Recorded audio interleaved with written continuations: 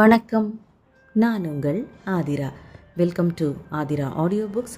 ராதையை கண்டு கொண்ட Kannan season 3 chapter 33 என்ன நடந்ததுன்னு பார்க்கலாம் வாங்க.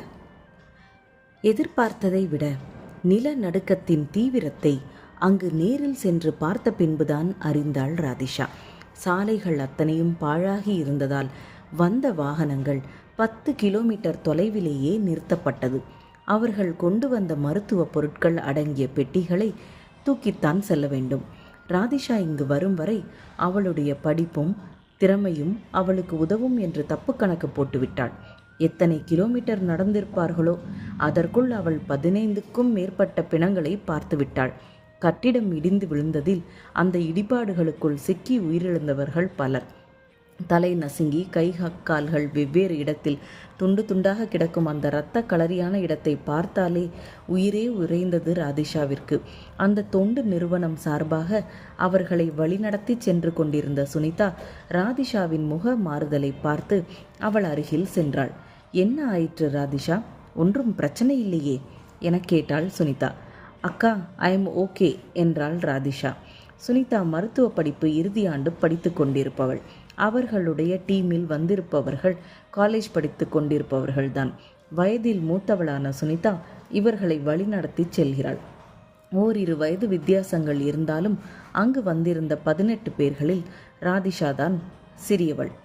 நீதான் இங்கே இருக்கிறதுலேயே சின்ன பொண்ணு, அதனால் எப்போதுமே என் பக்கத்துலேயே இருக்கணும், தனியாக எங்கேயும் போகக்கூடாது.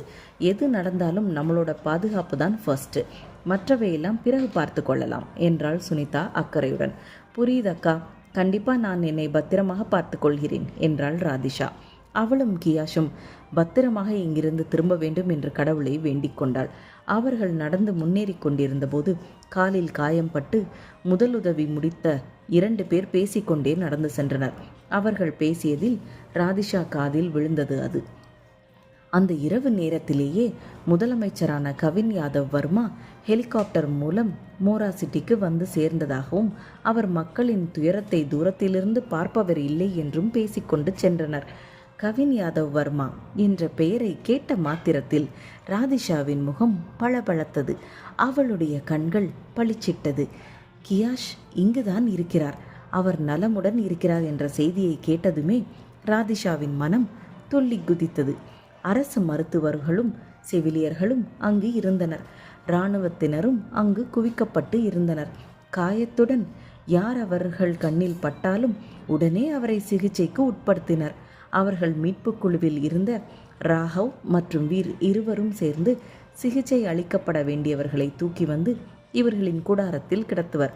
அங்கு சுனிதாவும் ராதிஷாவும் சேர்ந்து அவர்களுக்கு சிகிச்சை அளிக்க தொடங்குவர். 2 மணி நேரத்திற்கு மேல் அவர்கள் மிகவும் பிஸியாக வேலையில் ஈடுபட்டிருந்த போது ராதிஷா உண்மையில் கியாஷை மறந்துதான் போனாள். எதிர்பார்க்காத அந்நேரத்தில் திடீரென மீண்டும் லேசான நிலநடுக்கம் ஏற்பட்டது. அந்த 1 நிமிட நிலநடுக்கத்திற்கு பலர் கீழே விழுந்தனர். மீண்டும் எழ பயந்து அந்த பயத்தில் சிலர் அழுதனர். அந்த 1 நிமிட பயத்தை வார்த்தைகளால் விவரிக்க இயலாது. அப்படி ஒரு நேரத்தில் நாம் இன்னும் உயிருடன் இருக்கிறோம் என்ற நினைவே அவர்களை அதிலிருந்து மீளச் செய்யும்.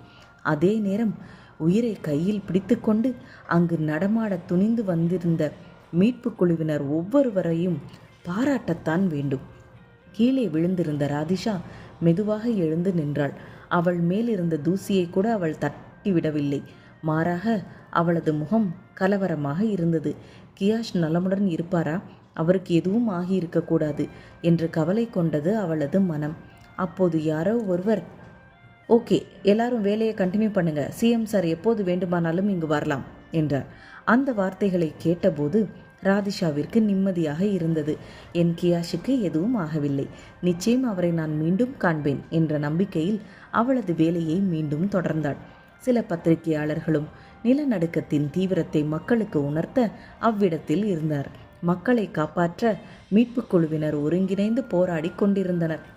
அப்போது திடீரென ஒருவர், சிஎம் சார் இதோ வந்து கொண்டிருக்கிறார் என்று கூறினார்.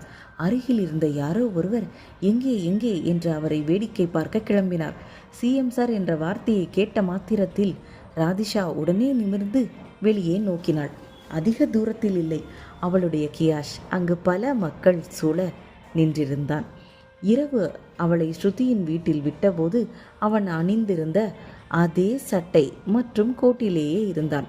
அவனது உடை மொத்தமும் அழுக்காகவும் தூசியும் சேருமாகவும் காணப்பட்டது.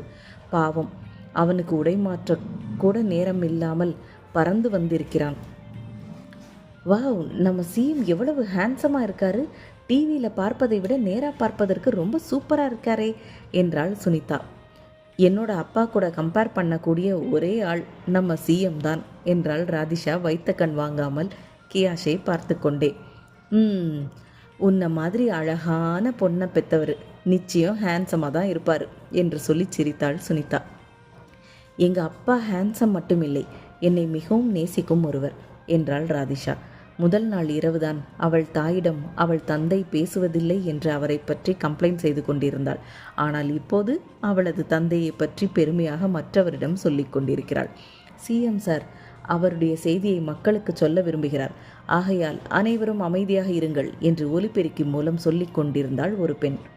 அடுத்ததாக மைக்கை கைப்பற்றிய கவின் யாதவ் வர்மா, நீங்கள் அனைவரும் சிறப்பான சேவையை செய்து கொண்டிருக்கிறீர்கள். உங்கள் சேவையை பாராட்ட வார்த்தைகள் எனக்கு போதாது. உங்களது சேவையால் மக்களை நாம் காப்பாற்ற வேண்டும். இன்னும் சிறிது காலம் உங்களுடன் நான் சேர்ந்து இதே இடத்திலிருந்து மக்களை காப்பாற்ற என்னாலான உதவிகளை நானும் செய்கிறேன். என்னையும் உங்களில் ஒருவராக நினைத்து எனக்கு உதவி செய்யுங்கள் என்றார். அவர் பேசி முடித்ததுமே கைத்தட்டல்கள் கிளம்பியது. அவன் பேசிய ஒவ்வொரு வார்த்தையும் அவனது இதயத்திலிருந்து வந்தது. இதை பார்த்த ராதிஷாவிற்கு அவன் மேல் உள்ள மரியாதை இன்னும் கூடியது. என்ன ஒரு பக்குவம்! இந்த வயதில் ஒரு மாநிலத்தின் முதலமைச்சராக இருந்து எவ்வளவு அழகாக அனைவரையும் வழி நடத்துகிறான் என்று நினைத்தபோதே அவனை பற்றி பெருமிதப்பட்டாள் ராதிஷா. அப்போது யதார்த்தமாக கூட்டத்தை ஊடுருவிய கியாஷுடைய கண்கள் அவன் எதிர்பாராத அந்த கண்களை சந்தித்தது. இந்த லவ் ஸ்டோரியில் அடுத்து என்ன நடந்ததுன்னு நெக்ஸ்ட் எபிசோடில் பார்க்கலாம். Bye wears.